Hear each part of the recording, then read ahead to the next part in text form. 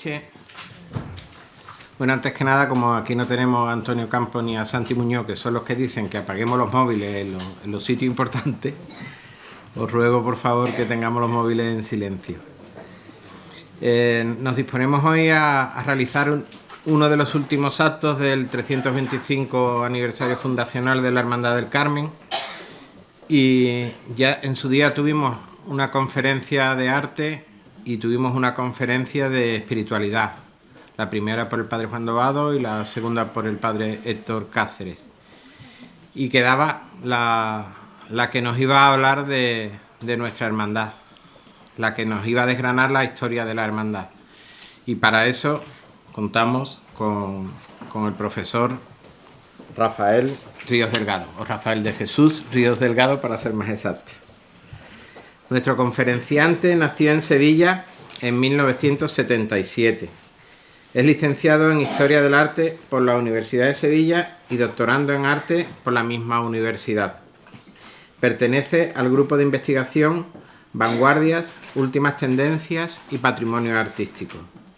Su labor profesional docente la desarrolla en el Colegio Liceo Sagrado Corazón de nuestra ciudad, donde es profesor del Departamento de Geografía, Historia y Dimensión de la Persona. En el campo de la investigación histórica destaca su participación en las monografías de las sevillanas hermandades de la Macarena y la Bofetá, su colaboración en la guía del Museo de la Macarena y el catálogo de la exposición con motivo del primer centenario de la refundación de la Hermandad de la Bofetá. Igualmente ha escrito diferentes artículos de investigación sobre el campo de la imaginería, la escultura y las artesanías, dedicados a Ortega Bru, José Infante Reina, José Paz Campano, Castillo Lastruzzi, José Romero Morillo, Manuel Hernández León, Antonio Martín Fernández o Juan Pérez Calvo, entre otros. Colaborador de los boletines de la Bofetá y el Consejo de Cofradías de Sevilla, así como del programa La Víspera de Onda Cofradía Radio, como coordinador de la sección sobre Historia y Arte. Allí tengo la suerte de compartir con él tertulia y la verdad es que hicimos nuestros pinitos con el inalámbrico en la pasada peregrinación de la Virgen del Carmen por las parroquias, llevando muchos de las tardes la misma peregrinación, lo que estaba pasando a todos aquellos que lo estaban escuchando. La verdad fue una experiencia muy bonita, muy bonita. Se define cofrade de nacimiento de las citadas hermandades de la Macarena y la Bofetá. En San Fernando pertenece a la nómina de la pastora por vínculos familiares. Dice que es sevillista hasta las trancas. Costalero por devoción y afición, perteneciendo a las cuadrillas del Cristo del Amor y del Señor de la Sentencia en Sevilla y de la Virgen de la Pastora aquí en San Fernando. Gran aficionado al carnaval, habiendo participado en el concurso del COAC 4 años con agrupaciones gaditanas e isleñas. Uno de ellos me tocó a mí puntuarlo. Declara que está feliz en esta tierra que lo acogió con los brazos abiertos y donde conoció a la mujer que le dio sentido a todo. Querido amigo y profesor Rafa Ríos, tuya es la palabra. Muchísimas gracias, Vane, por tus palabras tan cariñosas dedicadas a mi persona en la presentación. Mi agradecimiento a la comisión del 325 aniversario y a la Junta de Gobierno de la Hermandad del Carmen por haber pensado en mi persona, en un sevillano que viene a hacer un ejercicio de responsabilidad porque viene a hablarlo a los isleños de vuestra Virgen y de vuestra hermandad. Con lo cual, os pido por favor que seáis benévolos con mi persona, porque sí que está trabajada con muchísimo cariño, una conferencia que he disfrutado muchísimo preparándola, porque ibas viendo cómo la historia del Convento del Carmen, la historia de la Hermandad del Carmen es prácticamente la historia de España en los últimos 300 años y la Hermandad es fiel reflejo de ello. Por intentar que entendáis el hilo de la conferencia, está organizada fundamentalmente en 3 bloques. El primero, forzosamente, tenemos que hablar de la génesis del Convento del Carmen y su trayectoria vital. El segundo, sobre la propia historia de la hermandad. Y en el tercero, abordamos los aspectos más significativos de esa historia de la Hermandad del Carmen.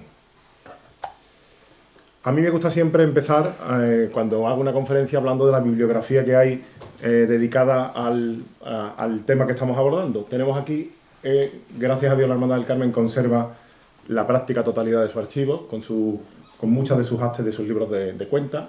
Luego tenemos el libro de Fray Jerónimo de la Concepción, del Imperio del Orbe, donde habla, bueno, de cuestiones sobre la mítica fundación de Cádiz, pero da datos muy interesantes de la fundación de la Hermandad.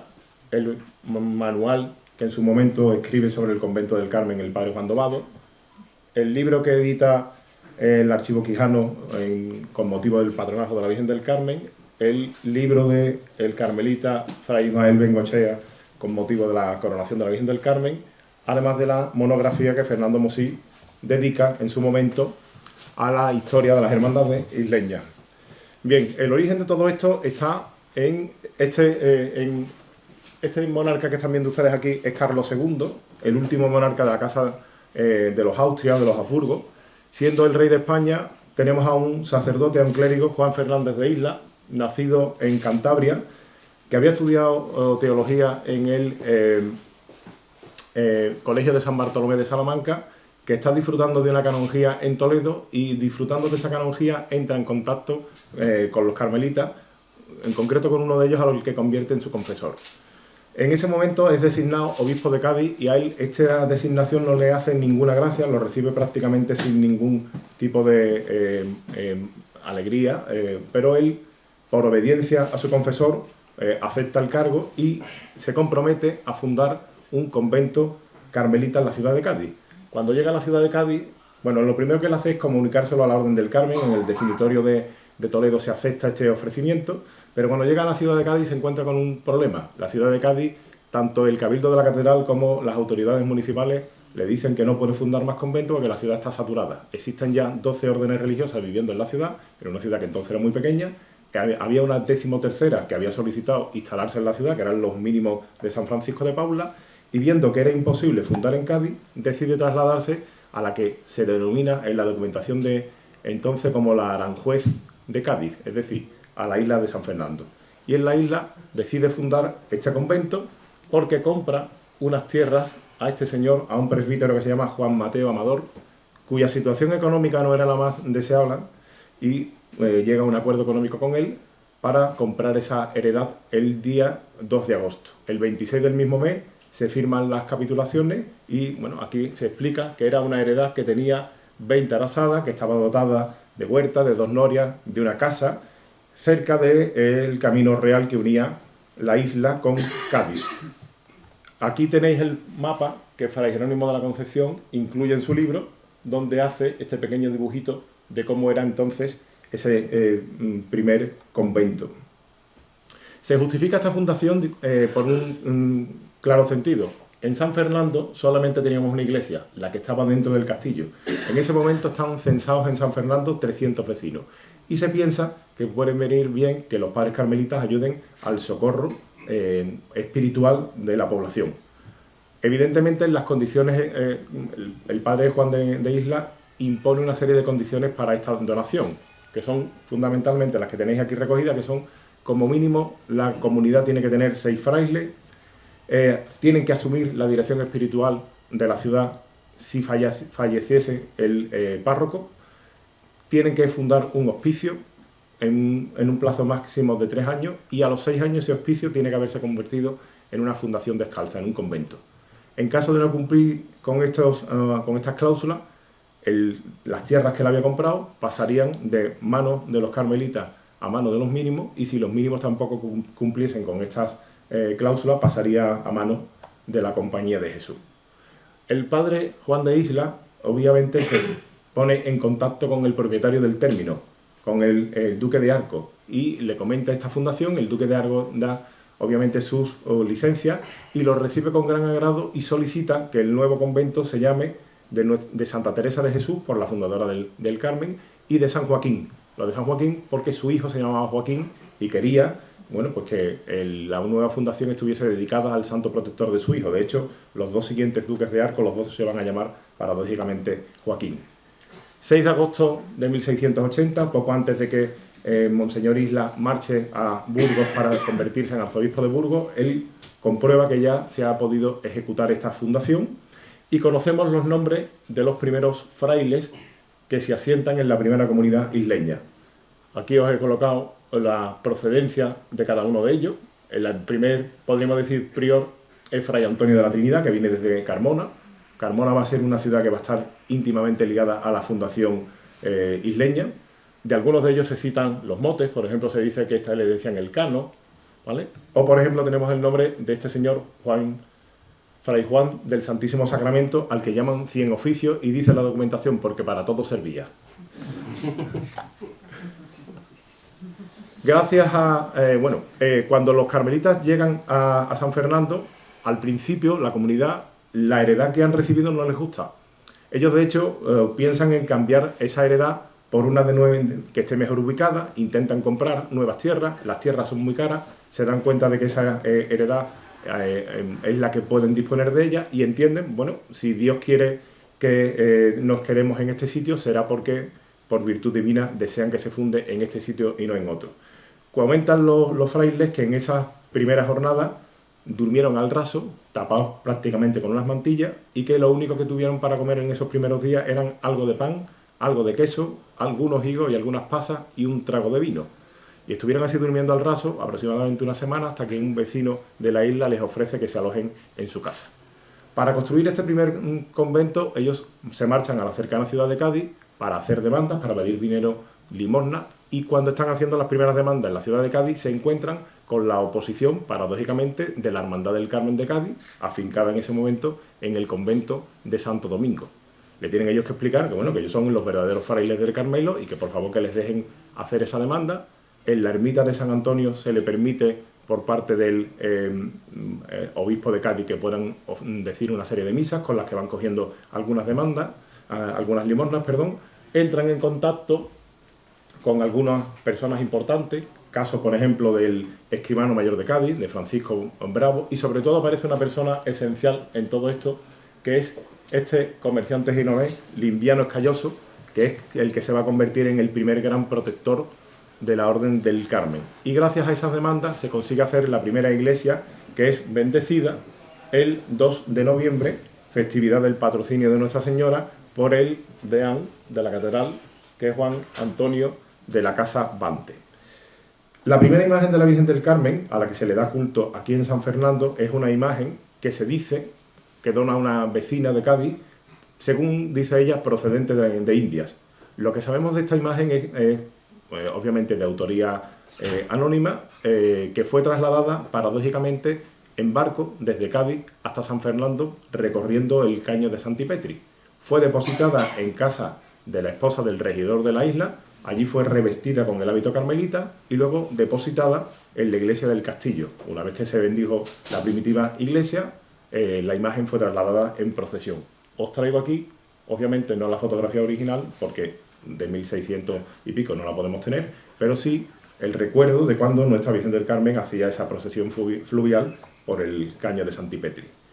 En la documentación antigua se dice que la iglesia es una iglesia de prestado, es decir, ellos supieron desde el principio que esta era una iglesia provisional, que medía aproximadamente unas 27 varas de largo por 5,5 de ancho. El matrimonio genovés, del que antes hemos hecho constancia, el del Limviano Escayoso y su esposa, deciden construirse en terrenos del propio convento una casita para retiros espirituales que al final terminan regalando a la orden y que se va a convertir en el primer hospicio de la propia orden, que luego pasa a hospicio eclesiástico.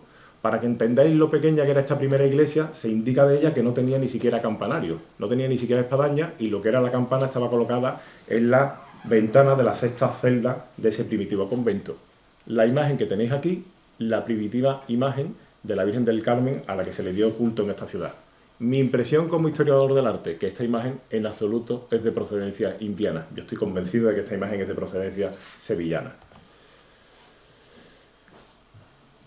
A partir del año 1685, 1690, se considera que la iglesia, que el antiguo convento debía de estar ya prácticamente acabada, quitando alguna pequeña reforma. En el año 1695 se recibe una fuerte donación económica que permite dos cuestiones. La primera, comprar un terreno en la calle Bendición de Dios en Cádiz para abrir lo que con el tiempo será el hospicio que da como resultado la fundación del Carmelo Gaditano, que fue el gran sueño del padre Juan de Isla. La segunda, iniciar la construcción de la nueva iglesia del Carmen, la que conocemos hoy en día. En el año 97 sabemos que se encarga una nueva imagen de la Virgen del Carmen, no sabemos cuál es su procedencia, pero sí que la anterior imagen se transforma en imagen de Soledad, es decir, en imagen de Dolorosa. Estos son los tres monarcas de la Casa de los Borbones del siglo XVIII que merecen la pena, porque luego vamos a tener dos más, que mejor no acordarse de ellos, como son Carlos IV y Fernando VII. ¿Vale? Y yo, con perdón, Carlos IV era tonto y Fernando VII era muy tonto. ¿Vale? Son los tres importantes porque los tres son los que van a definir el desarrollo urbanístico de San Fernando y el crecimiento que esta ciudad experimenta. Ahí tenéis los hitos más importantes vinculados a la Bahía de Cádiz y a la ciudad que muestran el porqué de este crecimiento exponencial que va a mostrar tanto la Bahía de Cádiz como la ciudad de San Fernando. Podríamos decir que el siglo de oro de la ciudad de San Fernando es el siglo XVIII, lo mismo que la centuria decimonónica, pues va a ser un periodo de fuerte declive. Año 1711 tenemos la construcción de una pequeña ermita en el ámbito del convento, siguiendo la costumbre de las ermitas de las fundaciones carmelitas. Sobre 1721 ya está prácticamente terminado el edificio, pero falta el último tramo y por eso se solicita que el supervisor de obras de todas las fundaciones conventuales, que es Fray Bartolomé de San Pablo, haga los últimos diseños y es el que realmente culmina el convento y hace el diseño del claustro que conocemos hoy en día. En esta época es obispo de Cádiz una persona muy importante, una persona liberal, vinculada al gobierno de Felipe V, había sido su secretario personal, como es el obispo Lorenzo Armengual de la Mota, un obispo tan importante que es el que coloca la primera piedra de la Catedral Nueva de Cádiz, la Catedral de la Santa Cruz sobre el mar, y el que coloca también la primera piedra de la parroquia de San Lorenzo, que luego él va, de hecho, a bendecir. Fallece poco tiempo después de haber bendecido esa parroquia. Bueno, pues él va a ser un gran defensor y un gran benefactor tanto de la Orden del Carmelo como de la Hermandad. Año 1733, la actual iglesia del Carmen es finalmente terminada. Dicen las crónicas, un detalle muy bonito, se culmina esta iglesia a los 50 años de haber colocado el Santísimo Sacramento por primera vez en la capilla antigua, con lo cual pues para la Orden fue una fiesta muy significativa. Esta bula que ven ustedes aquí es la proclamación de cultos para la inauguración de la nueva iglesia del Carmen, en la que participó activamente la Hermandad del Carmen. Del año 42 es la actual imagen que preside el retablo, una imagen que muy posiblemente por sus facciones sea cercana al círculo de Duque Cornejo o de Hita del Castillo. En el 48 se bendice la imagen o se coloca la imagen de la portada del convento, que es de Cayetano de Acosta. Esto es curiosísimo. En el año 51 un grupo de hermanos, empezando por el hermano mayor, intentan fundar una hermandad de penitencia en torno a la imagen del Nazareno del convento, una imagen que prácticamente podemos afirmar con rotundidad que es de la Roldana. La oposición del clero local hace que este proyecto se vaya al traste y de hecho en la relación de cofradía del 64 ni siquiera ya se cita. Pero el vínculo de la ciudad de San Fernando y del convento del Carmen con los militares venía desde antiguo. Por ejemplo, se había vendido ya la capilla de los Dolores para uno de los grandes cargos del Arsenal de la Carraca. Bueno, pues tenemos aquí como en el año 70 la hermandad de artilleros dedicada a Santa Bárbara, que en origen estaba en Cádiz, que había estado afincada en el convento de Candelaria. Cuando se traslada el departamento marítimo a San Fernando, la hermandad paradójicamente se traslada a donde está su razón de ser. Y en el año 70 se instala en el convento del Carmen, ocupando la capilla donde está en la actualidad el retablo de la Virgen de la Salud. Sobre el año 93 se da por concluido el convento y en el año 1800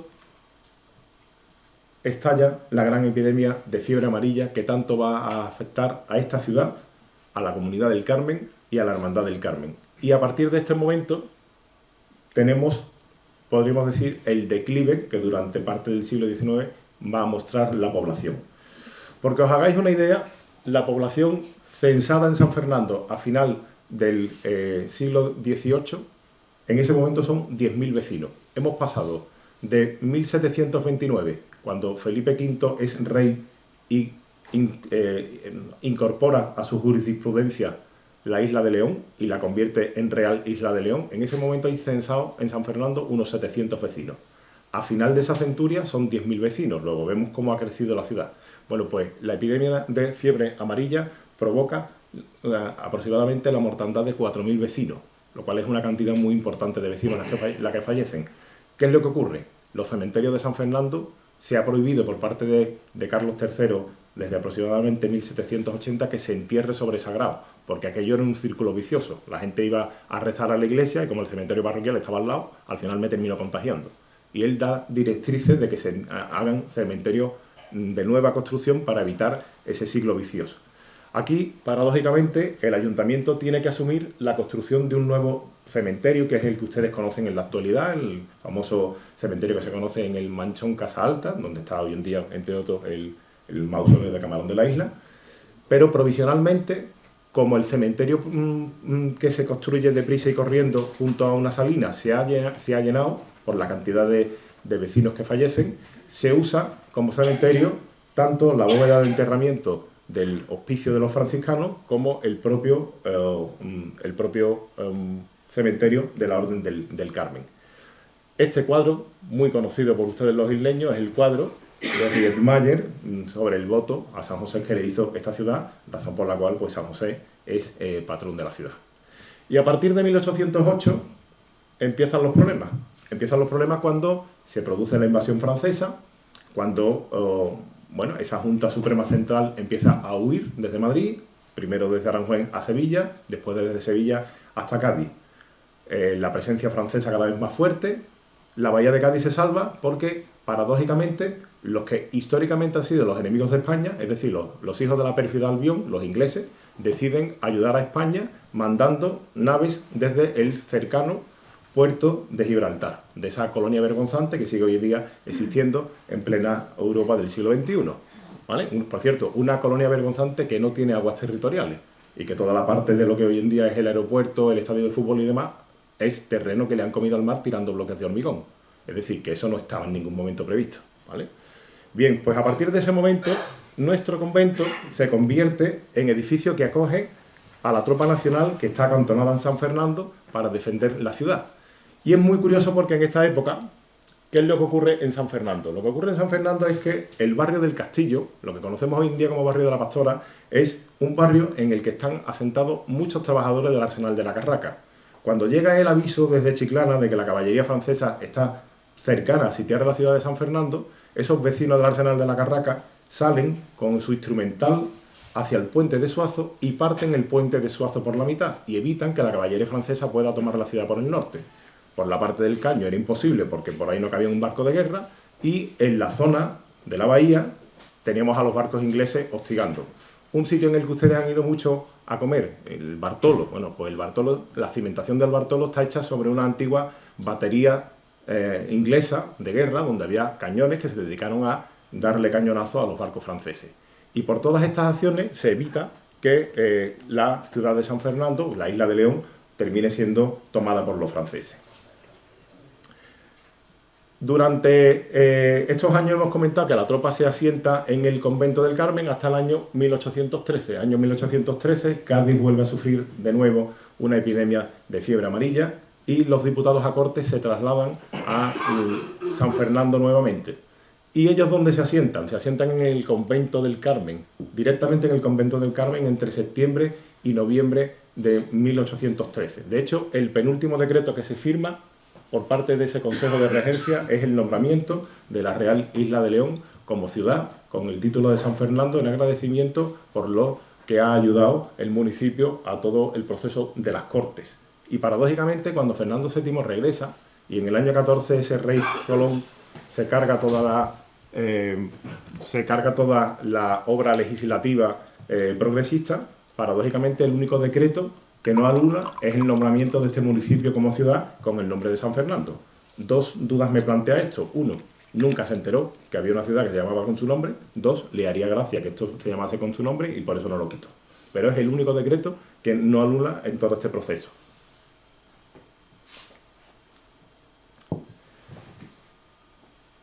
Hay un detalle muy curioso y es que los diputados a Cortes llegan a un acuerdo con la comunidad de permitir por la mañana las celebraciones cultuales y las reuniones de los representantes a Cortes, hacerlas por las tardes y por las noches para de ese modo pues no interferir en el desarrollo religioso del edificio. Año 14, como a todo perro pequeño todo se le vuelve pulga, pues hay un incendio que destroza el edificio, gran parte del edificio conventual. Y entre 1815 y 1835, en varias etapas, se restaura el edificio, gracias también en parte a una subvención del ayuntamiento, donde se invierte en la nada despreciable cantidad de 194.336 reales. Unos años antes, año 30, la Hermandad del Santo Entierro se traslada desde su antigua capilla de la Salud y el Santo Entierro en el barrio de Las Chozas a la iglesia del Carmen, porque estaba esa capilla en ruina. Detalle muy curioso el que se da aquí, año 1816, porque en esta capilla de la iglesia del barrio de Las Chozas era donde se habían trasladado la comunidad capuchina de Cádiz. El convento de Cádiz lo habían exclaustrado y ellos se habían trasladado a esta capilla del barrio de Las Chozas.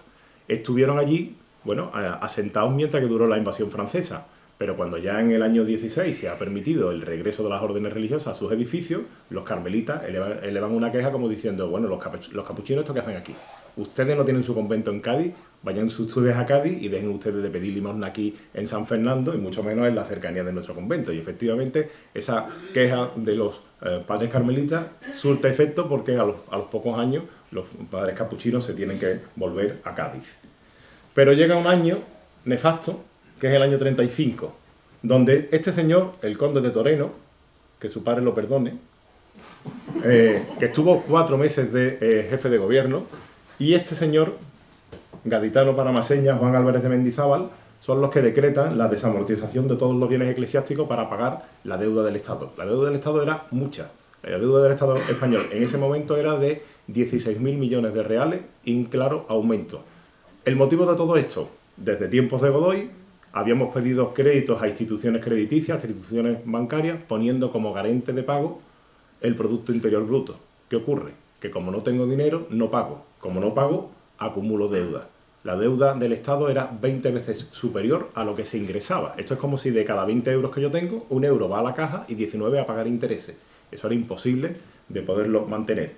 Había una opción muy fácil, que los privilegiados, nobleza y clero, pagaran impuestos, pero no se quería tocar el bolsillo de los privilegiados y se optó por lo más fácil, que era expropiar los bienes en manos muertas. El primer capellán exclaustrado es un fraile del Carmelo, es José Gómez Torrico. Su nombre como fraile era José de Santa Catalina, porque antiguamente no sabíamos cuáles eran los nombres de los frailes porque abandonaban su nombre civil para tomar un nombre eclesiástico, pero en este caso, como fue exclaustrado, por eso lo conocemos, que está ejerciendo como capellán hasta el año 56, donde lo sustituye este señor, Francisco de Paula Almeida y Albarrán, que es el primero que intenta un regreso de la Orden del Carmelo, pero aquello no fructifica. Año 1900 es nombrado capellán Felipe Bernal Cornejo. El edificio era usado en ese momento como parque de artillería. Aquí anecdóticamente les traigo las 3 hermandades asentadas o que se asentaron en su momento en la iglesia del Carmen y que hoy en día no existen. La de Santa Bárbara, que luego se trasladó al convento de San Francisco, una imagen, por cierto, también de procedencia genovesa. La imagen del Nazareno, que se conserva todavía en nuestra iglesia, y la imagen de la Virgen de la Salud.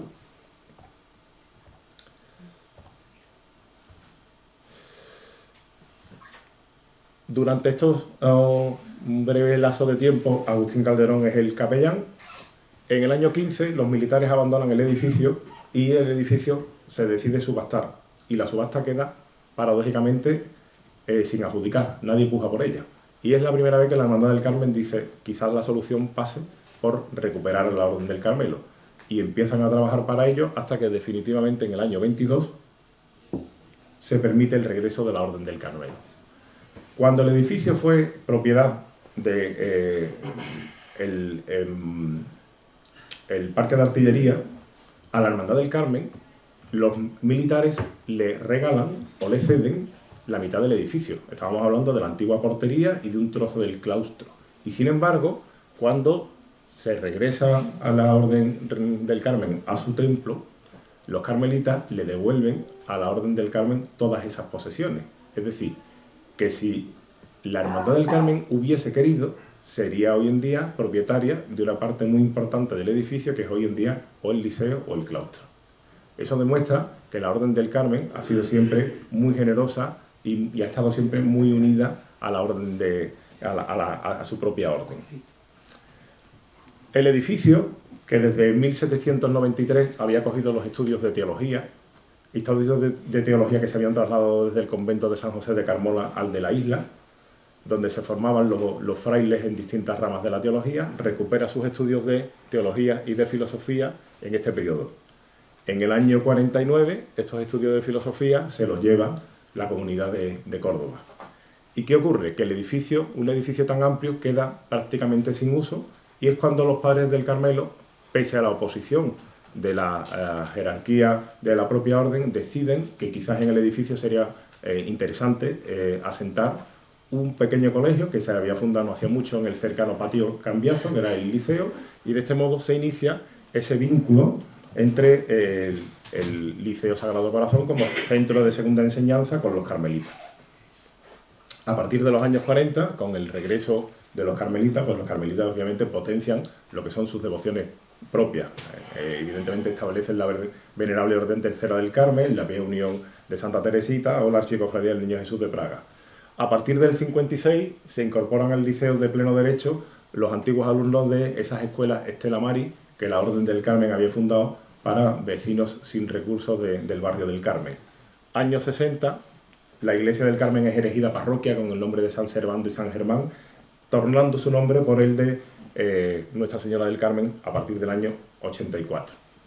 Entre el 69 y el 71 se hace el actual edificio del liceo, que hace Antonio Sánchez Martínez Conde, un edificio que los que somos profesores del liceo pues sabemos los problemas que tiene, un edificio que desde el diseño arquitectónico es un edificio muy interesante, desde el punto de vista práctico pues no lo es, porque lo combate muchísimo la luz a determinadas horas del día y eso hace que sea farragoso dar clase.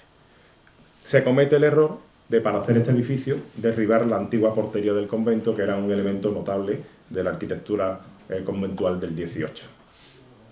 Año 97, la comunidad carmelita recibe la medalla de oro de la ciudad por esos 300 años de vínculo con la ciudad, y les traigo aquí dos fotografías que me parecen muy interesantes. La fotografía de la primera promoción de alumnos del liceo asentado ya en el convento del Carmen, que es la del 49-50, y esta otra fotografía de los alumnos con el escapulario impuesto y aquí en medio la Virgen del Carmen.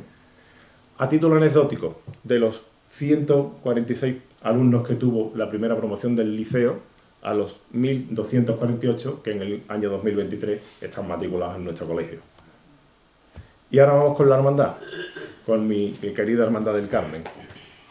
Año 1698, día de San Bartolomé, 24 de agosto, se funda la cofradía de Nuestra Señora del Carmen, cita en el convento de las Descalzas de esta isla. Sabemos que el prior era el padre Pedro de San José y que las primeras reglas o capitulaciones tenían 7 capítulos.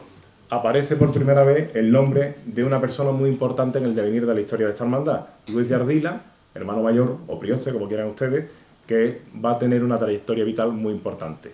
Primer censo de hermanos, 83 hermanos. Paradójicamente, más mujeres que hombres. Se va a repetir varias veces a lo largo de la historia. Primer desembolso económico fuerte. 1699 se ejecuta el estandarte de la hermandad. 1700, sabemos que la hermandad en ese momento solamente está sujeta al ordinario de la orden, no de la diócesis. Lo que sí sabemos es que en esta época se celebraba la procesión de la Virgen no el 16 de julio, sino el domingo más cercano de la infraoctava. Y lo que sí sabemos también es que, aparte de salir acompañada por capilla musical que se traía de Cádiz, se disparaban cohetes y pólvora en señal de regocijo. Eso de disparar pólvora, me imagino yo que serían tiros de trabuco o de escopeta, como vemos muchas veces en los traslados de la Virgen del Rocío.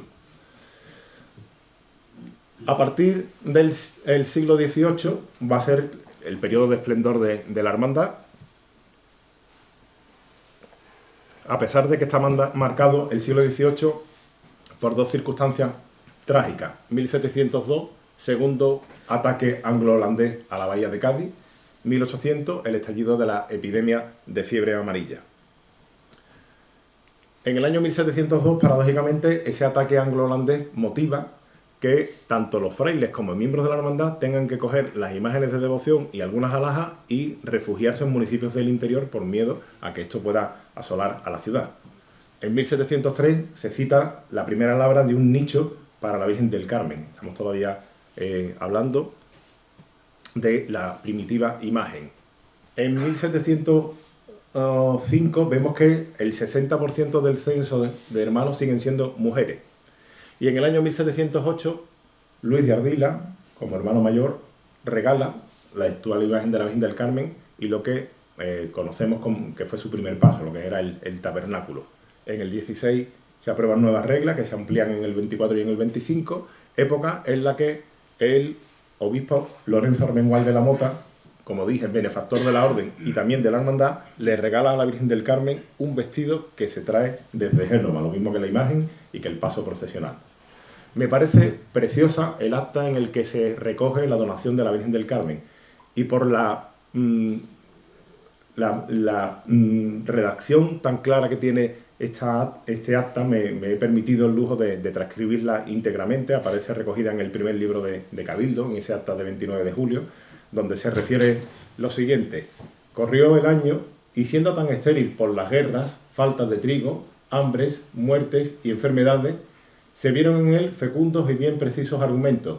Hízose una grave, hermosa y muy devota imagen del Carmen con su precioso niño en los brazos, unas antas primorosas de cedro con su funda de 20 varas de lienzo, un féretro muy bien labrado con su escudo de la orden en la cabecera, dos cálices con sus votos blancos y negros, y el libro de la cofradía aforrado de raso azul con flores con su funda de lienzo morado. Este libro donde se escriben los cabildos, que no lo había en la cofradía, y el domingo infraoctavo de Nuestra Señora del Carmen se hizo la solemne fiesta y procesión en que se dedicó, y salió dicha nueva imagen en sus andas por dorar para que este año se viese el primor del artífice. Llevóse los corazones por su peregrina devoción a María Santísima del Carmen. Esto, que se narra en un acta de 1708, 300 años después, sigue ocurriendo en la ciudad de San Fernando. La Virgen del Carmen ha cautivado los corazones, obviamente, de los isleños y del que no es isleño, pues también. 1726 se renuevan los guiones. 1729 es cuando Felipe V toma bajo su jurisprudencia este municipio, y sabemos que había 650 vecinos censados en la ciudad. 1731, primera restauración de la Virgen del Carmen, y dice, se le pagaron al escultor 88 reales. ¿Qué escultor? No se cita. ¿Por qué no se cita? Porque yo creo que es el mismo escultor que hace la imagen, y entonces no hay necesidad de citarlo. ¿Quién creo yo que puede ser el escultor? El vínculo de la orden, de la casa, con la nación genovesa es muy claro. Y yo en la Virgen del Carmen veo facciones muy cercanas a la obra de Galeano. Tenemos en el convento una imagen de Galeano, que es la de San José. No sería nada extraño, pues bueno, por ese fuerte vínculo, la Virgen pudiera ser de Galeano. Lanzar esta hipótesis así a la ligera sería un error por mi parte. Hay algunas facciones que coinciden, la forma de trabajar los ojos, la comisura de los labios, las cuencas nasales. Bueno, pues podríamos a partir de ahí empezar a tirar de un hilo por intentar asignar una posible paternidad a la Virgen del Carmen. Lo que sí sabemos es que en el año 1732 la hermandad adquiere la bóveda de enterramiento situada en la nave central. Aquí vemos, de hecho, su lápida donde pone Venerable Hermandad. Y en el 33 adquiere la tercera capilla de la nave de la Epístola para, de ese modo, tener su propia capilla. una capilla que contaba también con bóveda de enterramiento. La capilla había estado dedicada en origen a la Divina Pastora, y a la hermandad se le impone que tiene que cuidar siempre del cuadro de la Divina Pastora que antes presidía este recinto, con lo cual, cuando la hermandad mudó su ubicación a la actual capilla, antigua capilla sacramental, el cuadro se mudó con ello. Un recinto en el que hubo un intento de dedicar un altar a la Virgen a la Divina Pastora. Al final, este intento de dedicar el altar a la Virgen a la Divina Pastora se pasa a la siguiente capilla de la Salud, donde las hermanas Tallapiedra encargan un retablo que estuvo depositado muchísimo tiempo en la iglesia del Carmen. No tenemos constancia de si se llegó a instalar o no, pero sí tenemos constancia de cómo, con el tiempo, el mayordomo de estas dos hermanas termina recogiendo pertenencias de ese retablo y trasladándolo a la recién construida iglesia o capilla de la Divina Pastora en el barrio de la Pastora. De hecho, existió en su día un pequeño callejón en las inmediaciones de la calle Murillo que se llamaba precisamente Callejón Tallapiedra.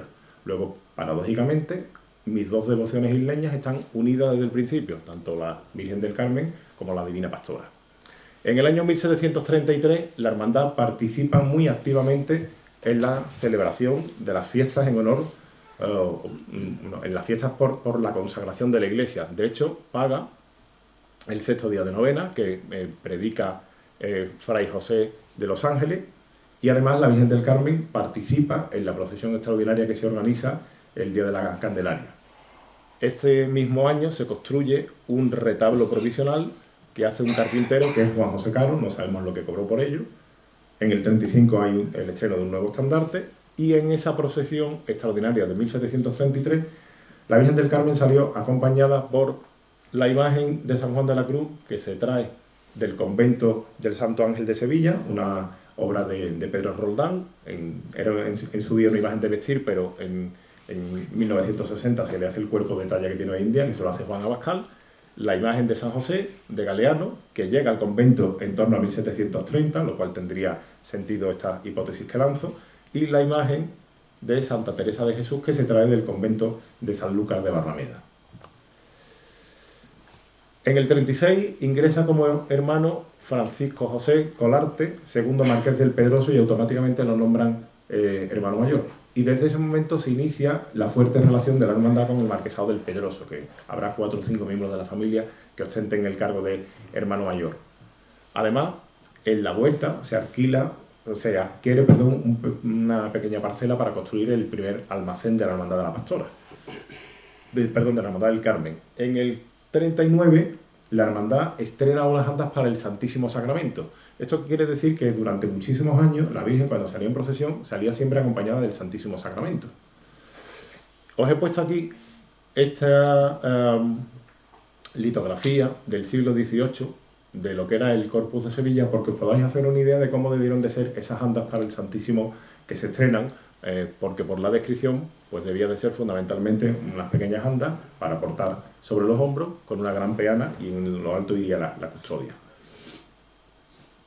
Año 1740 se encarga el retablo que conocemos hoy en día, que se instala en el 1741 y que talla Antonio Vega, maestro ensamblador, que percibe por su trabajo 556 reales. Este retablo es el que ustedes conocen hoy en día como retablo de San Juan de la Cruz. En el ático se coloca una pintura de San Juan de Nepomuceno, que desde el año 1731 era patrón de la infantería de la Marina Española, y eso reafirma aún más los estrechos vínculos que la Virgen del Carmen ha tenido siempre con muchos de los cuerpos de la Armada. En el 42 encontramos un gran número de hermanos censados en la hermandad que son extranjeros, y llama poderosamente la atención que un 58% de esos extranjeros sean genoveses. Luego esto reafirma aún más el fuerte vínculo con los genoveses. De este Antonio de la Vega, en el convento, se conserva esta imagen de San Simón Stock, que fue y que es propiedad de la Hermandad del Carmen, que la habría encargado en 1740 y que en la actualidad la Hermandad del Carmen usa para los montajes de su altar de novena.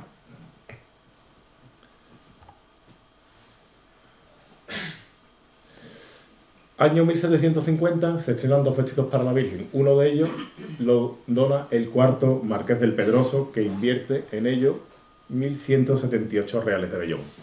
1755 es el famoso maremoto, o el famoso terremoto, perdón, de Lisboa, que se convierte en maremoto en Cádiz, en la ciudad de Cádiz. Saben ustedes que tienen que salir en procesión extraordinaria la Virgen de la Palma y también la Virgen del Rosario para parar las aguas.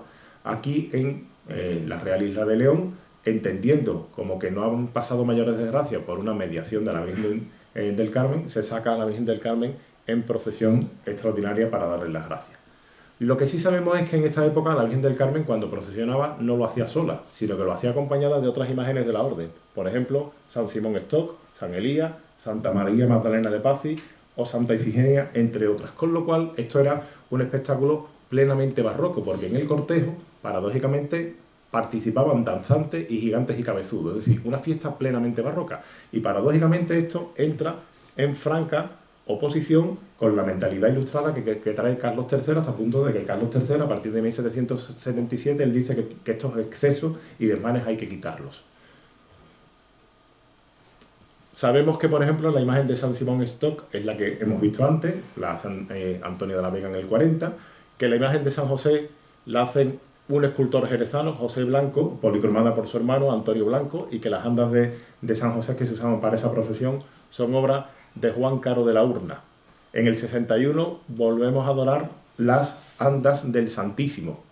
En el 63 la hermandad adquiere un terreno a los carmelitas para construir una casa baja por la que paga 7.100 reales de vellón, pero una vez que se ha construido esa casa baja, la tasación de la casa es de 58.430 reales, es decir, una cantidad importante. ¿Dónde estaba esta casa? Muy posiblemente en esa fachada del liceo que da hoy en día a la calle Real, pues casi frente por frente a la Plaza del Carmen. Les traigo aquí esta pintura de la fiesta que se organiza la Embajada Española en Roma en el año 1662 para conmemorar el nacimiento del infante Don Carlos. Este concepto de la fiesta barroca, con la ciudad completamente cubierta de gallardetes, de colgaduras y demás, debía de ser la imagen que tenía la Real Isla de León cuando la Virgen del Carmen era sacada en procesión por motivos diversos. Años del 64 y del 66 tenemos pagos diferentes por el arreglo de las parihuelas de Santa Ifigenia y Santa María Magdalena de Paz. Personajes muy importantes en la historia de la Iglesia del Carmen y de la Hermandad del Carmen. El Marqués de la Victoria, quien había sido nombrado en su momento capitán general de la Armada en Cádiz, que es el que consigue el traslado definitivo del Departamento Marítimo de Cádiz a la Real Isla de León. Una persona que vivió en la actual Alameda Moreno de Guerra, que asistía de manera frecuente a los cultos. En los días grandes de novena su séquito iba a recogerlo a su casa y lo acompañaban hasta la Iglesia del Carmen, y una persona que fue un grandísimo devoto de la Virgen del Carmen, y fue quizás el que más hizo por popularizar entre los militares, entre los miembros de la Armada, esa devoción a la Virgen del Carmen. Tan estrecho fue el vínculo que tuvo con el convento del Carmen que cuando él fallece, paradójicamente fallece pobre de solemnidad, porque todo su patrimonio lo había invertido en obras pías, y su entierro lo paga la propia Armada. Y la Orden del Carmen le ofrece ser enterrado en el presbiterio de la Iglesia del Carmen, donde efectivamente es enterrado y donde un año después se establece un monumento funerario a su persona, que se mantuvo en la Iglesia del Carmen hasta la apertura del Panteón de Marinos Ilustres. El vínculo de esta familia con el Carmen es claro porque su mujer, que fallece en 1766, está enterrada en la Iglesia del Carmen de Cádiz. 1770, nuevos pagos por el arreglo de las andas de la Virgen, San Simón y Santa Teresa. 1772, segunda restauración de la Virgen del Carmen a un desconocido escultor, Samuel Hunt, al quien también se le encarga que enriquezca con labores de talla el retablo que la hermandad ocupaba, que es nuevamente dorado por Lorenzo Correa. Una de las decisiones más inteligentes que toma la hermandad a partir de 1773 es empezar a encargar estampas. Las primeras estampas se encargan en Jerez de la Frontera, 300, y estas estampas se le dan a los pilotos que hacen la carrera de India, para que esos pilotos las lleven consigo y las repartan por América. También se les van a dar a los hermanos que se dedican a hacer las demandas, y el ir repartiendo esas estampas, como hoy en día hacemos con cualquier estampita de devoción, ayudan obviamente a popularizar la devoción a la Virgen del Carmen. De hecho, esta práctica se vuelve de nuevo a repetir en el año 76 y 77. En el 74, nueva procesión de rogativas por temblor de la tierra. Ya saben ustedes que la zona de Cádiz es muy proclive, a pesar de que siempre se ha negado a poder sufrir maremotos y terremotos, porque las dos placas tectónicas, la africana y la europea, entran siempre en fricción en la zona del estrecho de Gibraltar. En el 76, a un desconocido Serafino García se le encarga una imagen de Santa María Magdalena de Pazzi. La imagen de Santa María Magdalena de Pazzi, yo estoy convencido que es la imagen que hoy en día está en Cádiz, adaptada como imagen de Santa Teresa de Jesús. Y este dato me parece súper curioso. 1782, el visitador del Obispado de Cádiz, Antonio Guerrero, además de la Catedral de Cádiz, dice que hay que recortar los gastos en música, y que esos gastos en música, en vez de gastarlos en música, que se gaste en agasajar a cada uno de los sacerdotes diocesanos que participen en la procesión de la Virgen del Carmen a razón de 4,5 reales por cabeza, ¿vale? Con lo cual, si sacerdotes beneficiados había en la iglesia mayor 10, 12, 20, pues hagan ustedes la cuenta y vean ustedes en qué se pretendía gastar ese dinero. 1798 se celebra la primera fiesta para conmemorar el primer centenario de la fundación de la hermandad. Y a partir de 1800 empieza el declive de la hermandad en la centuria decimonónica, precisamente por lo mismo que la ciudad se resiente. La epidemia de fiebre amarilla provoca una harta mortandad entre hermanos. Eso provoca que, por ejemplo, a pesar de estas circunstancias, en el año 1803, los pocos fondos que la hermandad aún tiene, existiendo como existía un dictamen desde tiempo de Carlos III, con ese expediente regulador sobre las cofradías, donde se exigía por parte de las autoridades que las constituciones de una hermandad tenían que estar aprobadas por el ordinario de la diócesis y además por el Consejo de Castilla, la hermandad invierte todos los fondos que tenía entonces en conseguir la aprobación de sus reglas por el Consejo de Castilla. En el año 13, la hermandad se ve obligada a suspender sus honras fúnebres a los hermanos porque la iglesia está ocupada por los diputados a corte y ellos dicen que así es imposible poder celebrar esas honras fúnebres. Entre el 16 y el 30, el cargo de hermano mayor lo ocupan muchos militares y gracias a eso, en gran medida, la hermandad no desaparece del todo. Pero la situación económica es tan sumamente alarmante que en el 22 hay que tomar una decisión muy dolorosa, que es vender alhajas de la Virgen para hacer frente a las deudas que la hermandad tenía. Tan complicadas fueron las finanzas de la hermandad que en el año 28 tenemos una posiblemente de las grandes disputas de la hermandad con la Orden del Carmen, porque la hermandad aquí lo que le dice a la Orden del Carmen es que por favor deje de pedirle el estipendio por enterrar a los hermanos. El estipendio por enterrar a los hermanos era 80 reales por cada hermano fallecido. Claro, la hermandad lo que dice es: no tengo fondos para pagar esto. Déjame que solvente esta crisis económica que ahora mismo tengo, y cuando este periodo de inestabilidad haya pasado, volveré de nuevo a pagar los estipendios por los hermanos difuntos, como he hecho desde entonces. Porque en esas cláusulas que se le establecen a la hermandad cuando es fundada, una de ellas era que los hermanos del Carmen tenían que ser siempre enterrados en el convento para, obviamente, la orden cobrar el estipendio por los entierros. Año 35, tras la exclaustración de la comunidad, es un periodo muy crítico para la hermandad, hasta el punto de que la hermandad queda prácticamente extinguida, y por eso en el 39 el capellán, un fraile exclaustrado, convoca un cabildo para refundar la hermandad. De hecho, este decreto que ven ustedes aquí es el decreto en el que se habla de la exclaustración de las diferentes órdenes religiosas. Entre el 39 y el 47 poco a poco se van recuperando el número de hermanos, y es muy significativo cómo se inscriben en el censo de hermanos muchos frailes exclaustrados que no quieren romper ese vínculo con el Carmen, y en cierto modo lo hacen inscribiéndose como hermanos. Pero paradójicamente en el 47 se decide dejar de participar en la procesión del Corpus por falta de fondos. A pesar de ello, en el 54 la Virgen protagoniza otra nueva salida en rogativa a causa de una epidemia de cólera morbo que sufrió la ciudad. Por cierto, en la desamortización de Mendizábal, la casa que teníamos, la casa fue expropiada, y en el 55, con la desamortización de Madoz, se pierde el almacén. Años 56-57, la situación de la hermandad es tan crítica que hay que suprimir los cultos de la novena por falta de fondos. En el año 60 se confeccionan nuevos estatutos y para revitalizar la hermandad se decide sacar a la Virgen en procesión el 25 de julio, después de celebrar una función y una procesión. En el 70 protagoniza una salida extraordinaria precisamente para asistir a la bendición del Panteón de Marinos Ilustres. En esta época ya la recuperación de la hermandad es una recuperación plena y eso se ve reflejado, por ejemplo, en estrenos de una gran importancia artística como es la capa bordada que tiene en la actualidad la Virgen, confeccionada por Leonor Almeida, que fue la que coordinó ese grupo de señoras y señoritas que bordaron la capa que podemos hoy en día contemplar cada 16 de julio. En el 95 se celebra una misa de campaña en la Plaza del Rey para despedir a la tropa que va a acudir a la guerra de Cuba, la guerra de infausto recuerdo, pero bueno, aquí tienen ustedes del archivo Quijano esa fotografía que están viendo de esa misa de campaña.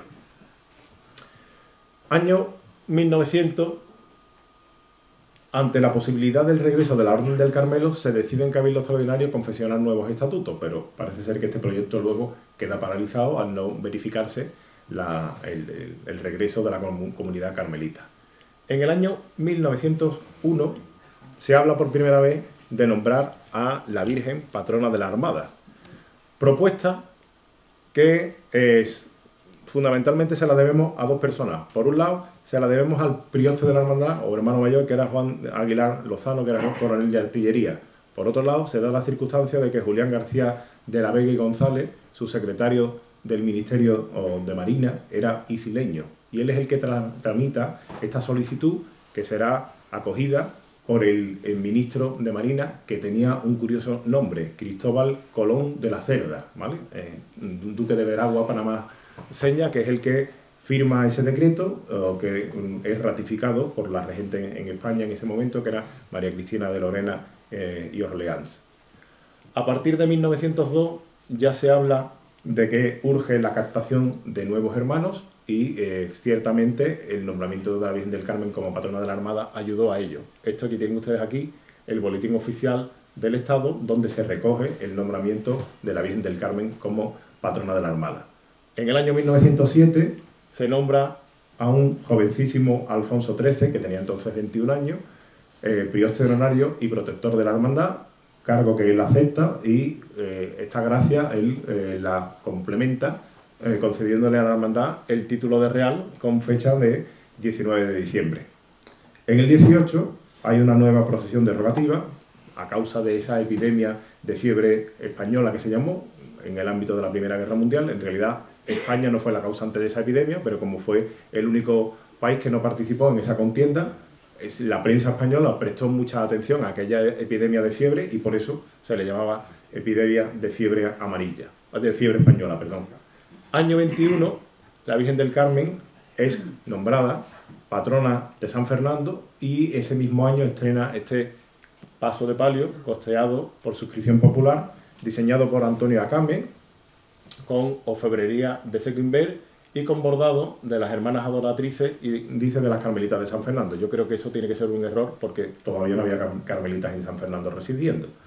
Un paso que tiene la particularidad de haber sido el paso en el que se han coronado la patrona y la copatrona de la ciudad, porque este paso, por mediación de un gran cofrade, hermano de las dos hermandades, de la Pastora y del Carmen, como fue Manolo Fraga, terminó con el tiempo esta peana recalando en la Hermandad de la Pastora, que es quien la usa en la actualidad como paso procesional, con lo cual, bueno, pues este paso se usó para coronar a las dos devociones marianas de la ciudad. En el 25 se organiza una procesión para despedir al Somatén, es decir, al cuerpo de voluntarios que deciden participar en la guerra de Marruecos. A esa ceremonia asiste Primo de Rivera y Primo de Rivera acompaña luego en la procesión de regreso a la Virgen del Carmen y por este motivo es nombrado cofrade de honor de la hermandad. En el 26 se aprueban nuevas constituciones y a partir de los años 30 empiezan los años tumultuosos, los años de la inestabilidad por no entender con el pronunciamiento, con la proclamación de la Segunda República, que el hecho religioso debe de estar separado de las decisiones políticas. Año 31, el convento del Carmen de Cádiz es asaltado. Esta fotografía, ven ustedes el estado en el que quedó esta iglesia, completamente destrozada. Esto hace que la hermandad se asuste y ante estas circunstancias deciden ocultar a la Virgen del Carmen, así como a sus alhajas. Es la primera ocultación de la Virgen del Carmen en un lapso prácticamente de 6 o 7 años. En el año 34, a petición de las fuerzas vivas, las fiestas del Carmen se celebran en la iglesia mayor, porque durante varios años no ha habido ni novena ni procesión de la Virgen del Carmen, y tampoco siquiera se ha celebrado la procesión del Corpus.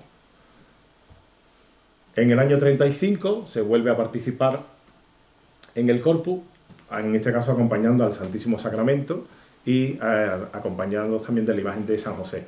Pero de nuevo en el año 36, en esos disturbios anticlericales, a partir de la sublevación y del estallido de esta incivil guerra civil, se vuelven a producir asaltos a establecimientos clericales. En Cádiz, la iglesia de Santa María, del convento de Santa María, de San Francisco y de Santo Domingo, además de la iglesia de la Merced, son asaltados y destrozados. Esto que ven ustedes aquí son imágenes del convento de San Francisco y de la capilla de la Veracruz de la Hermandad de Cádiz, completamente destrozados. Aquí en San Fernando, de madrugada, se intenta asaltar la iglesia mayor, razón por la cual, de nuevo, los hermanos del Carmen, ante el miedo de que esto se produzca, vuelven a ocultar a la Virgen del Carmen el 9 de marzo, entre el 9 de marzo y el 11 de abril. El 11 de abril se restituye al culto y desde abril hasta julio los hermanos del Carmen hacían lo siguiente: sacaban a la Virgen del Carmen al presbiterio. La Virgen del Carmen por la mañana recibía las visitas de los vecinos, los rezos y demás. A media tarde se rezaba la salve y una vez que se rezaba la salve, de nuevo volvían a esconder a la Virgen del Carmen por la noche, no se sabe dónde, y al día siguiente volvían a repetir la misma maniobra por miedo a que la imagen de la Virgen del Carmen pudiera perderse.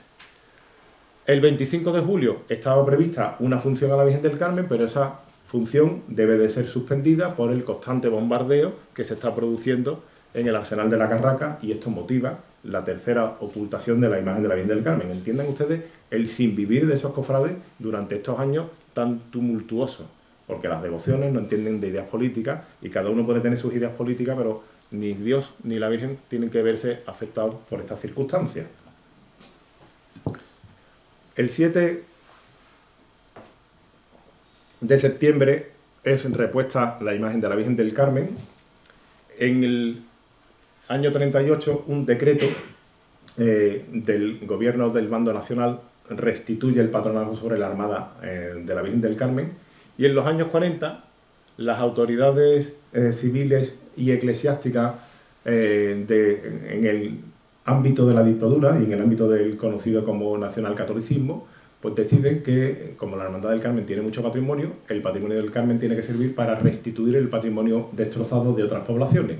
Así, a la Hermandad del Carmen le dicen que ceda, so pena de excomunión, que le dicen a la Junta de Gobierno, el paso procesional antiguo, es decir, el tabernáculo dorado, el cual termina trasladado a Puerto Real, encastrado hoy en día como retablo en la capilla sacramental de la parroquia de San Sebastián. Y luego algunas imágenes de devoción de la Hermandad del Carmen son trasladadas también a la iglesia del Carmen para reponer esa iconografía carmelita que había sido destrozada. A partir de los años 40, de nuevo, en ese ámbito del nacionalcatolicismo se inicia una fuerte recuperación de hermanos.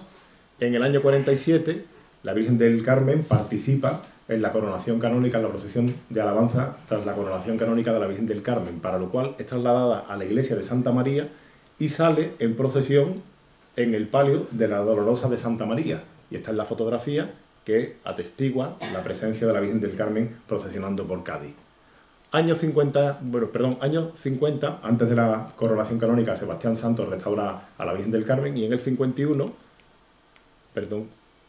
que tocabunda no era, ahora, en el año 51 se consigue la coronación canónica de la Virgen del Carmen, que se ve luego reforzada por el nombramiento como alcaldesa perpetua y como capitana general. Coronación de la Virgen del Carmen, 12 de octubre, festividad de la Hispanidad. el acto conjunto del nombramiento como alcaldesa perpetua y como capitana general, también el 12 de octubre. Esta fecha termina siendo tan importante para la hermandad que termina modificando la fecha de celebración de la procesión, que durante algunos años se va a verificar el 12 de octubre y no el 16 de julio, como es en la actualidad palpable. Lo que sí es importante es que entiendan ustedes que cuando la Virgen del Carmen de San Fernando, patrona de la Armada, recibe todas estas distinciones, termina fijando la iconografía de todas las imágenes de la Virgen del Carmen. Es decir, hay muchas imágenes de la Virgen del Carmen por toda la geografía española, especialmente por la andaluza, que la vemos tocada con la banda militar, con la bandera de España y demás, pero esa iconografía está copiada de la iconografía de la Virgen del Carmen de San Fernando, que en realidad es la única que debería de lucir esos aditamentos. Entre los años 60 y 70 se organizó una procesión marítimo-terrestre que llevó a la Virgen a procesionar en barco por el Caño de Santipetri y el barrio de Gallinera. A partir del año 69 se empieza ya a hablar de la posibilidad de trasladar a la Virgen a un nuevo emplazamiento, a la antigua Capilla Sacramental. Se constituye una junta pro retablo. En el 72, gracias a mi buen amigo Salvador por haberme dado el dato, se verifica ese traslado de la Virgen del Carmen a la Capilla Sacramental, y en el 74 se estrena el actual retablo que hacen el tándem Serafín Jiménez como dorador, Antonio Martín como tallista. Son los mismos autores del retablo de la Capilla de la Estrella, que por cierto en el libro de Juan de Amado está mal referido porque vienen los datos justo al revés. Ponen a Antonio Martín como dorador.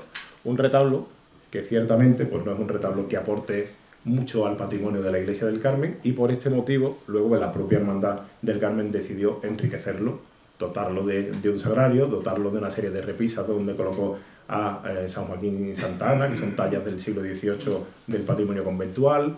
Cambió la pintura del ático, que era una pintura horrible con una vista de la isla, por el relieve que tiene en la actualidad de la coronación de la Virgen. Se colocaron sendas tallas de los copatronos de la ciudad y ciertamente bueno, dignificaron en gran medida ese recinto, porque de hecho aquel recinto que durante muchísimo tiempo estuvo prácticamente abandonado, hoy en día es un lugar de culto y de veneración. En el 76 se celebra el 25 aniversario de la coronación de la Virgen. En los años 80 tenemos constancia de una intervención de restauración de Alfonso Berraquero sobre la imagen, y a partir de 1996, con la excepción de la restauración de Pedro Manzano sobre la Virgen del Carmen, son pues todos los distintos aniversarios y conmemoraciones que ha ido celebrando la Hermandad del Carmen, cerrando en este 2023 con esta peregrinación que ha recorrido todos los confines de la ciudad y en la que quien les habla pues, se hizo partícipe y disfrutó muchísimo. Sobre las imágenes del Carmen que ha tenido la Iglesia del Carmen, bueno, pues tenemos aquí la primitiva dolorosa, la primitiva Virgen del Carmen hoy en día dolorosa, que también fue la titular durante algunos años de la Hermandad del Santo Entierro, una imagen anónima del siglo XVII que yo, insisto, la veo más de escuela sevillana, la imagen del retablo de 1742, la imagen actual del retablo, muy posiblemente del círculo de Duque Cornejo o de Hita del Castillo, la imagen de la Virgen del Carmen que está en la fachada del convento de Cayetano de Acosta, un escultor y retablista portugués que trabajaba muy bien el mármol y la piedra. Este escultor, por ejemplo, es el que hace la fachada de la antigua fábrica de tabacos de Sevilla, que es en la actualidad el paraninfo de la universidad. La famosa imagen callejolera de la Virgen del Carmen, de procedencia hispano-filipina, y se habla también de una pequeña imagen de la Virgen del Carmen que estaba colocada en el antecoro, que creo que es la imagen que en la actualidad está colocada en el ático del retablo del Nazareno. Además, se hablaba de que existió un altar dedicado a la Virgen del Carmen y San Simón Esto, que estaba en la portería, del que no tenemos más constancia, porque además esa portería en su momento fue derribada. Muy curiosos son los modos de financiación que la Hermandad tiene en todos estos años. Por ejemplo, las cuotas de los hermanos de ingreso, también las contribuciones, las demandas semanales que hacían los hermanos, que paradójicamente en el año 1702 no se pueden hacer por culpa de la invasión anglo-holandesa, la bandeja petitoria que colocaba la hermandad en la mesa en el trido sacro, y también la bandeja petitoria que había siempre colocada en la portería del convento. Esto me parece también interesantísimo. Alcancías que se colocan por parte de la hermandad en lugares de mucha concurrencia, por ejemplo, en el puente de Suazo, que era una de las vías de entrada naturales a la isla de León y luego San Fernando. Las que se reparten en los barcos que van a India y que cuando vuelven de India, pues obviamente los capitanes de navío entregan a la hermandad. Incluso la asistencia corporativa de la hermandad a los entierros cuando la gente se lo solicita. La participación de manera activa de la hermandad en estos entierros motiva que, por ejemplo, en el año 1726 se tengan que invertir 315 reales en hacer un nuevo guión en damasco negro para acompañar a esos sepelios. El pack del grupo Memora, pero del siglo XVIII, era guión, hermanos con cera y paño fúnebre. Pero es que encontramos algunos nobles que pagan cantidades como 3.000, 4.000 o 6.000 reales porque la hermandad los acompañe a esos entierros. Y además, el alquiler que generaba la renta de la casa que la hermandad en su día poseyó. ¿Cuáles son los grandes hitos de la hermandad en este periodo, especialmente en el siglo XX? El primero de todos ellos, el patronazgo de la Virgen del Carmen sobre la Armada. Este, como ven ustedes, el duque de la Victoria. Este era el monumento funerario que estaba en la iglesia del Carmen, que está hoy en día en el Panteón de Marinos Ilustres, y esta es la regente de España, ¿vale? La reina María Cristina de Habsburgo-Lorena, la madre de Alfonso XIII, una señora alemana, y como alemana que es, una señora de porte muy regio, ¿vale? No tiene nada que ver con lo que tenemos otras veces. Aquí tienen ustedes la fotografía de ese acto de proclamación de la Virgen del Carmen como patrona de la Armada con el templete que hoy en día está en Puerto Real. Pero ese vínculo de la hermandad con la Armada no se ha roto nunca. Son muchos los miembros de la Armada que han pertenecido y pertenecen al censo de hermanos, que han estado en su junta de gobierno.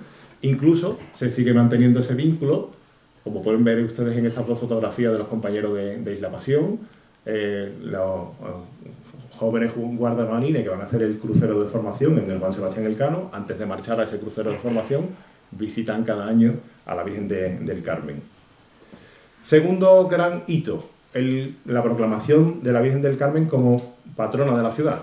La primera vez que escuchamos hablar de esto es de este sacerdote tan vinculado a Sevilla, jesuita, que es el padre Tarín, que es hoy en día venerable y está en proceso de beatificación, que está enterrado en la antigua iglesia de los jesuitas.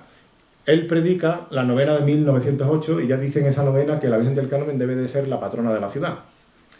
Aquello queda un poquito en stand-by hasta que en 1915 los predicadores de los cultos de ese año vuelven a decir lo mismo. Y es cuando ya la hermandad recoge el guante que estos predicadores le han lanzado y en el Cabildo de 1916, en fecha 25 de enero, se solicita formalmente al Ayuntamiento que la Virgen del Carmen sea declarada patrona. En Cabildo Extraordinario del Ayuntamiento de la ciudad, el 31 de mayo, el alcalde decide solicitar formalmente al obispo de Cádiz la declaración de la Virgen del Carmen como patrona, que se consigue finalmente cuando Benedicto XV publica la bula pontificia donde reconoce el patronazgo de la Virgen del Carmen como patrona de la ciudad. En el mes de septiembre la Junta de Gobierno tiene constancia de esto. Tras tener constancia de ello, se lo comunica al Ayuntamiento y se le manda un oficio de agradecimiento al señor obispo. Se crea una comisión el 24 de septiembre y se decide que lo mejor es celebrar esta gran efeméride en los cultos de julio del año 1921. En 1921, por cierto, aquí tienen ustedes el comité organizador de estos actos. El prioste en este momento era Manuel Laulé, el prioste hermano mayor, que fue una persona muy importante en la historia de la hermandad en el siglo XX. Bueno, pues se celebra un tríodo extraordinario el 16 de julio, día de la festividad. Asisten a la misma el alcalde de la ciudad, el obispo y el capitán general representando a la Casa Real de Su Majestad el Rey. Anecdóticamente comentarles que el señor obispo, que es este de aquí, ¿vale?, don Marcial López Criado, vino a San Fernando desde un tranvía especial que se había habilitado desde Cádiz a San Fernando. Es decir, si quisiéramos rememorar la efeméride, pues le podríamos decir a Monseñor Rafael Sonoza que viniese en tranvía engalanado, y podríamos... con el tranvía. Exactamente.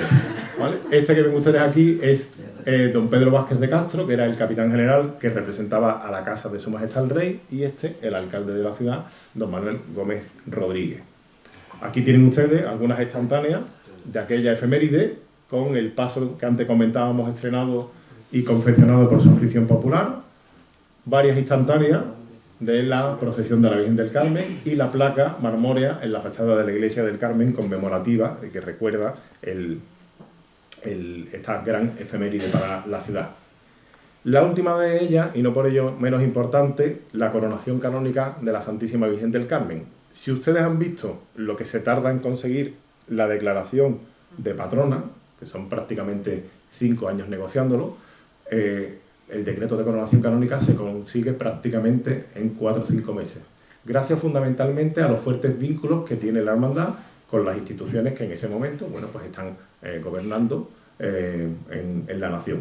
La hermandad es fiel reflejo de cada uno de los cambios sociopolíticos que se han ido dando, y me parece bien que se haya ido amoldando a cada uno de esos cambios sociopolíticos. Es decir, la hermandad no tiene por qué significarse a favor ni en contra absolutamente de nadie. La primera vez que se habla de coronar a la Virgen del Carmen lo tienen ustedes cuando el prior Pedro Vicente de San José le plantea este proyecto a la hermandad. La hermandad lo acoge con gran entusiasmo y se decide que obviamente hay que implicar en esta concesión a todas las fuerzas vivas de la ciudad, al clero local, a la Marina y a la corporación municipal. Estamos hablando de que esto es el mes de marzo. En el mes de junio se recibe el breve pontificio firmado por Pío XII. Entiendo también que este breve pontificio llega tan sumamente pronto porque es la misma fecha en la que Pío XII luego termina publicando el famoso dogma, donde termina fijando como dogma la creencia en la Asunción de la Virgen María. Y en ese ámbito de defensa, en ese ámbito mariano, entenderá que es necesario firmar esta coronación canónica. Aquí tienen ustedes la bula pontificia de coronación. Este que ven ustedes aquí es el obispo gaditano, que es Monseñor Tomás Díaz Gutiérrez, que es el que preside esta ceremonia. De hecho, el 21 de agosto ya se ha constituido una comisión pro coronación y se fija el Día de la Hispanidad, 12 de octubre, la coronación canónica. Antes de que les publique la fotografía, en los cultos extraordinarios, el orfebre que ejecuta la corona, que es Seco Velasco, una corona para la Virgen que tiene fundamentalmente de oro, aunque también tiene otros elementos como plata, platino y enriquecida con piedras preciosas y demás. Cuando el orfebre entrega la corona, al orfebre le dice a la hermandad, así como muy tranquila, ¿no? Como cuando tú sabes que vas a meter la pata, pero dice, bueno, pues me he visto de dignidad. La hermandad le dice al orfebre, no hay un duro para pagarte. La cara del orfebre es como, ¿cómo? Y le dicen al orfebre, pero usted no se preocupe, que usted de aquí no se va sin cobrar. Y en esa misma función en la que el orfebre entrega la corona, se hace una demanda, es decir, se pide limosna para pagar la corona de la Virgen, y esa misma tarde el orfebre se vuelve a Sevilla con la mitad del dinero recaudado. Es decir, eso habla de cómo los isleños, desde las altas jerarquías hasta los vecinos más humildes del barrio del Carmen, aportaron su dádiva para pagar esa corona de la Virgen. Aquí tienen ustedes la corona, la coronita del Niño Jesús y el juego de potencia, el acto de coronación de la Virgen, donde fue padrino, entre otras cuestiones, la Armada y la ciudad, fueron los padrinos de esta coronación canónica, y podría haber traído muchísimas fotografías de la procesión, pero de las muchas fotografías que he manejado en estos días, me quedo especialmente con esta. Procesión de traslado de ida, la Virgen va todavía con una corona de rosas sobre la cabeza, es decir, procesión de traslado de ida, porque este acto se celebró en la Plaza del Rey, y aparece en esta fotografía un cofrade isleño muy conocido, que fue presidente del Consejo de Cofradía, que participó en la misma como monaguillo porque era alumno del liceo, que es don Manuel Muñoz Jordán, que lo tienen ustedes aquí, muy pequeñito, y me ha parecido una foto muy entrañable y que creo que había que hacer referencia a su persona. Y después de hablar de la coronación de la Virgen del Carmen, solo me queda darle las gracias mostrándole esta última fotografía. Casuísticas de la vida en mi casa siempre la Virgen del Carmen ha estado presente de un modo o de otro. En casa tenemos este escapulario, que fue en su día de mi mujer, escapulario que ella pensaba que se había perdido y que su padre Joaquín conservó durante muchísimos años y que hemos rescatado. Estos otros escapularios pequeñitos que antiguamente llevaban las personas mayores en su ropa interior, atadas al sujetador o algo, y que siempre manejaron en su devoción particular. Y con estos dos escapularios que conservamos en casa, es mi manera de mostrar mi devoción a la Virgen del Carmen, y con esto concluyo. Muchísimas gracias.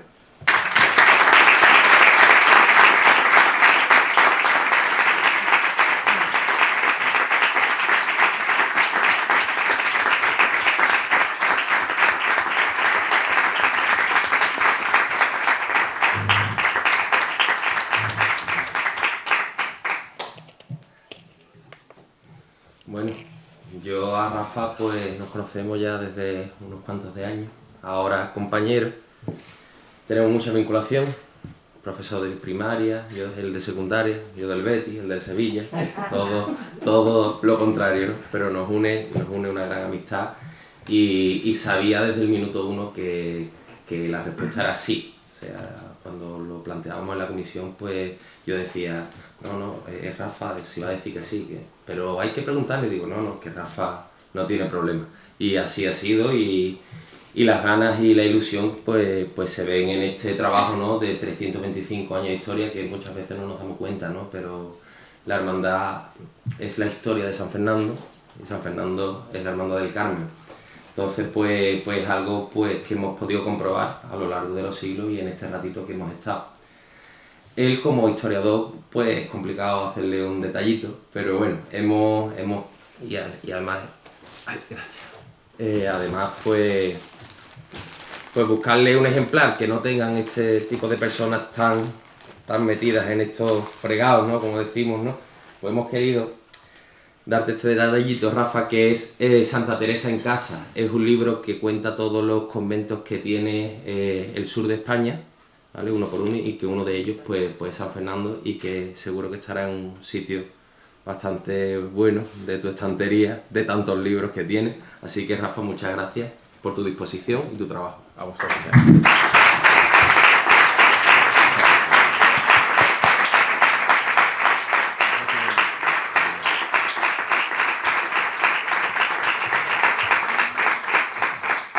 Y simplemente... Siéntate un momentito. Perdón. Ahora yo me voy a saltar a la torera, al protocolo. ¿Me escucháis bien sin el micro? Vale. Ya sabéis que yo no soy isleño, ni siquiera soy hermano del Carmen, pero yo os tengo que contar cuál es mi vínculo con el Carmen. Yo, un 28 de enero del 2013, venía a esta ciudad a hacer una entrevista de trabajo sin saber cuál iba a ser mi destino. Yo no conocía ni siquiera San Fernando. Yo llegué a la Plaza del Carmen, era muy temprano, era aún temprano para entrar en esa entrevista de trabajo. Me senté allí en un banquito en la Plaza del Carmen. Cuando se abrió la iglesia del Carmen, entré a rezar en una iglesia que no conocía, y fue la primera vez que yo me postré ante los pies de la Virgen del Carmen. Y bueno, le recé a la Virgen del Carmen y le dije simplemente: si tú quieres, que sea, y si no, lo que tú tengas previsto para mí. Circunstancias de la vida, quizás porque ella quiso, terminaron escogiéndome como profesor de historia. El 19 de febrero de 2013 empezaba mi vínculo con mi colegio, en el que ya llevo 10 años, y por eso todos los 19 de febrero yo deposito siempre un ramo de flores a la Virgen del Carmen para darle las gracias. Y aunque no soy hermano del Carmen, he tenido la suerte, porque Juanjo en ese momento era prioste, porque mi amigo Javi Blasquez también en ese momento iba mandando las andas, de que en varias ocasiones en los traslados de la Virgen del Carmen en el rosario matutino, después de su participación en el Corpus, pudiera portar sus andas. Este que les habla, que fundamentalmente es costalero y que se morirá siendo costalero, nunca había sacado un paso con almohada, no sabía de hecho lo que era la carga isleña, pero siempre tuve claro que en algún momento tendría que probar lo que era la carga isleña para poder hablar con conocimiento de causa. Y este año tuve la suerte de debutar como cargador, y nada más y nada menos que como cargador en la Virgen del Carmen el día del Corpus Christi. Y durante toda esa peregrinación que se ha hecho de la Virgen del Carmen por todos los confines de San Fernando, participé muy activamente en esa participación, ayudando a mi compañero Carlos García con su medio, con Onda Cofradía Radio, con mi amigo Manecano, con Pepe Fernández.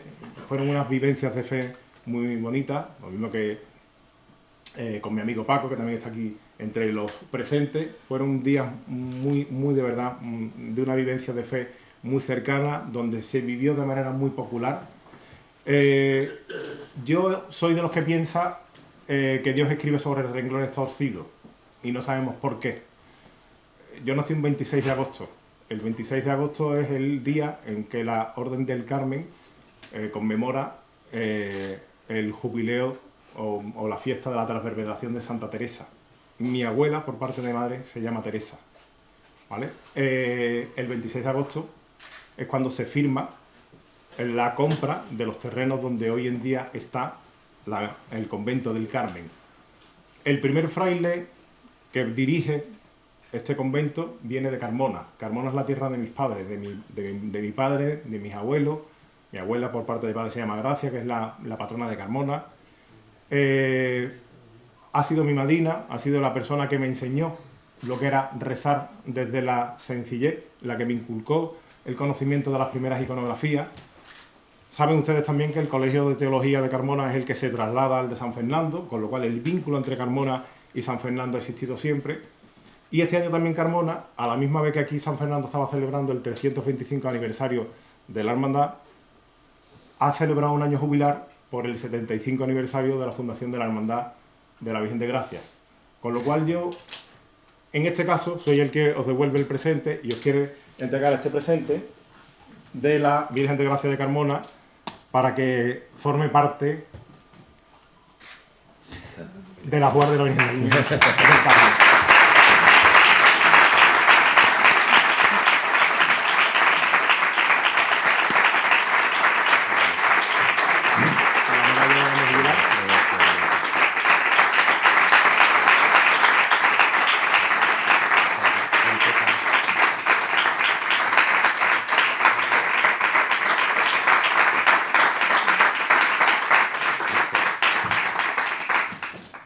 La primera vez que es al revés, ¿verdad? Nada, muchas gracias, Rafa. El sevillano más cañella que conocemos aquí. Pues nada, simplemente pues emplazaros ya para el final de nuestro aniversario, que es el 16 de mayo. Presidirá el 16 de mayo, perdón.